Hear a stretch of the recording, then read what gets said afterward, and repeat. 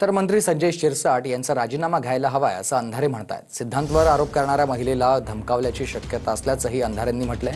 संजय शिरसाट महिलेला इजा करू शकतात असंही अंधारेंनी म्हटलंय।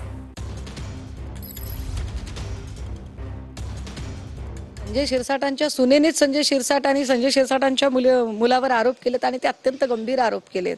पण हेही फार आश्चर्यकारक आहे की काही वेळापूर्वीची एक बातमी येते की या मुलीने माघार घेतली म्हणून। एकूण संजय शिरसाटांची कार्यपद्धती पाहता, त्यांचा डांबरटपणा पाहता ते त्या मुलीला इजा करू शकतात।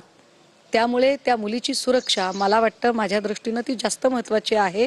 तिला धमकावलं असण्याची शक्यता आहे, तिला दबावात घेतलं असण्याची शक्यता आहे। एवढं सगळं आता वादग्रस्तता वाढत चाललेली असेल तर संजय शिरसाटांचा अलबत फडणवीसांनी राजीनामा घेतला पाहिजे। महिलांना धमकावणारा, अशा पद्धतीने वर्तन करणारा, ज्याच्या मुलावर एवढे सगळे आरोप झालेत, असा माणूस तुमच्या मंत्रिमंडळात असतो कसा काय?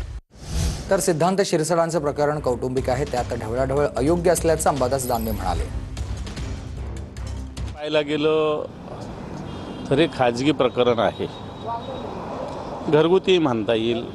त्याच्यात फार बाहेरच्यानी इंटरफेअर करणं योग्य अयोग्य मला माहिती नाही, परंतु एखाद्या महिलेची रीतसर काही तक्रार असेल तर पोलिसांनी असो सक्षम यंत्रणेने त्याची दखल घेतली पाहिजे, एवढंच मला याच्यात मानता येईल। संजय शिरसाटच्या बाबतीत बोलायचं असेल तर ते एक म्हण आहे ना की स्वतःचा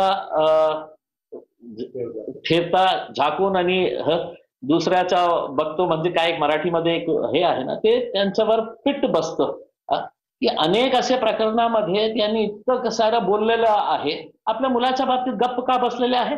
बोला की त्यांनी लग्न नाही केलं होतं, हे बोला की त्यांच्या 3 लग्न झालं नाही होतं।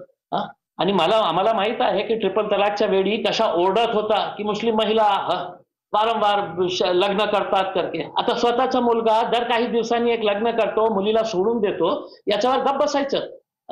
मग त्याच्या बाबतीत मुख्यमंत्र्यांनी उपमुख्यमंत्र्यांनीही उत्तर द्यायला पाहिजे। तिचा किती छळ मानसिक झालाय हे याच्यातनं दिसतंय। आणि प्रत्येक वेळेस तिला मग हेच सांगण्यात आलं की माझे वडील मंत्री होत आहेत आणि अमुक होईल तमुक होईल। तिचा ज्या पद्धतीने छळ केलाय, आत्ताच्या घटकेला तिने नोटीस पाठवली आहे की ते व्यवस्थित तिला नांदायला नेण्यात यावं किंवा तिला त्याचं कॉम्पेन्सेशन जे आहे ते मिळावं।